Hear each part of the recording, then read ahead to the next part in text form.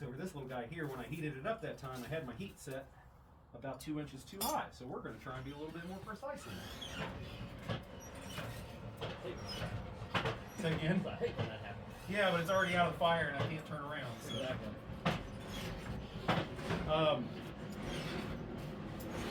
But as far as the work here at the museum goes, we cover every single farm here. So if we need West African.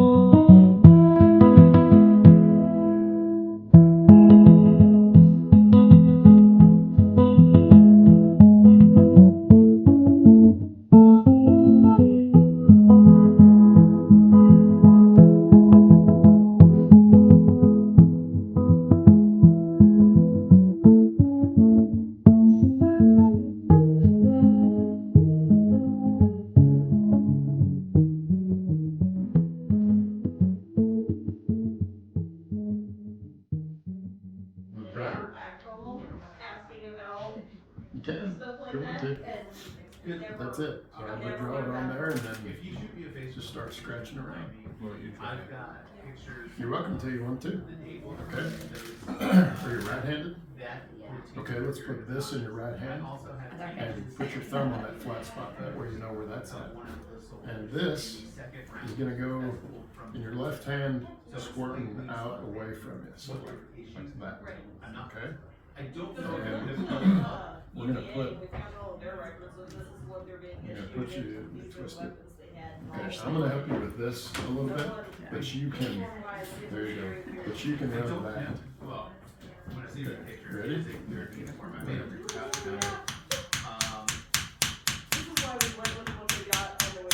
great. We lost the penny. That has nothing to do with you. What I mean is we dug so deep that this thing came loose. I want you to see the little line in there. See that? So let's do a different one.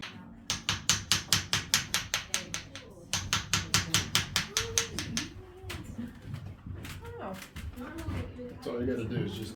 This is longtime and regular volunteer Bernie Fox. Every site needs a Bernie. Full of knowledge and information, and had a great presentation. It's great to sit next to him.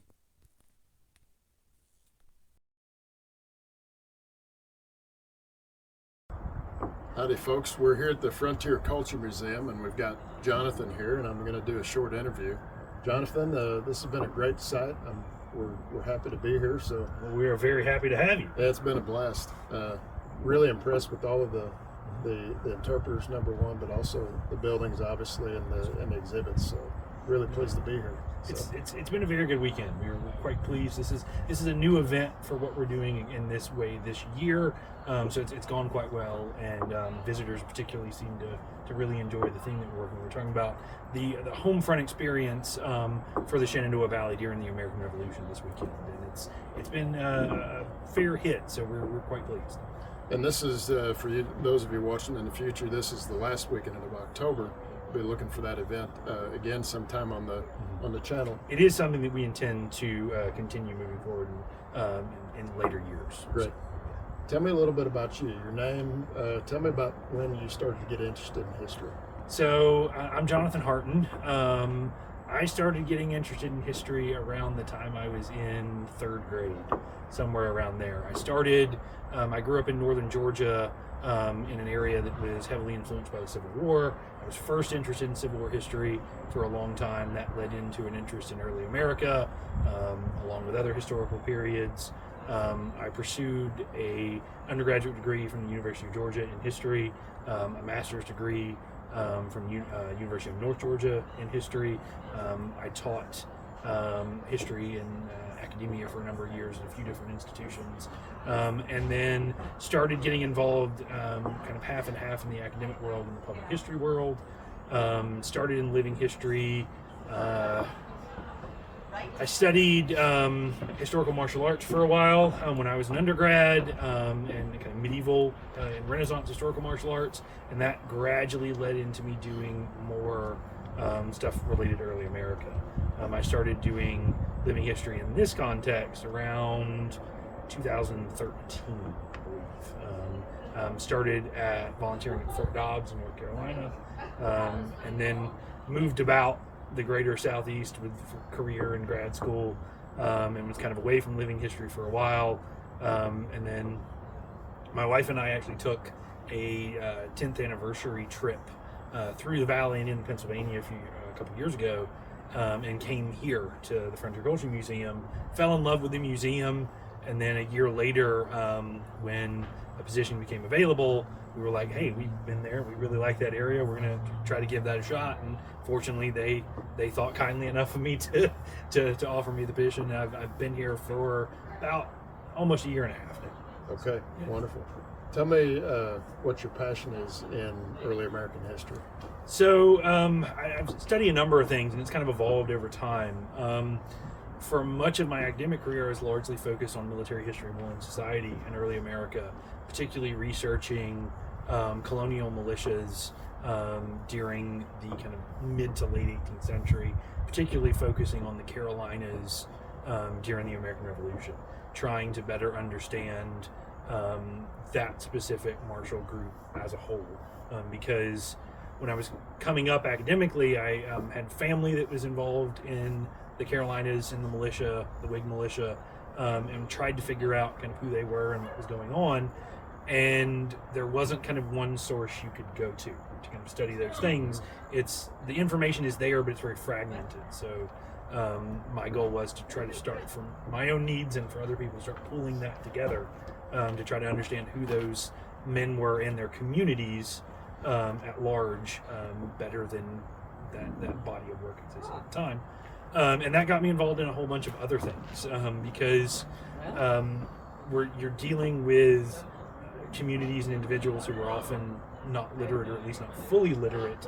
To try to better understand their world, I started getting involved in more historic crafts, which led to me working in some blacksmithing, and then historic woodworking, which is predominantly where a lot of my interests have shifted in recent years. I've gotten more involved in period joinery, traditional woodworking, and that's part of what I do here at the museum. And I'm working with a couple of wonderful volunteers here, George Lott and Ken Knorr, who are gradually teaching me more and more about historical woodworking and joinery practices.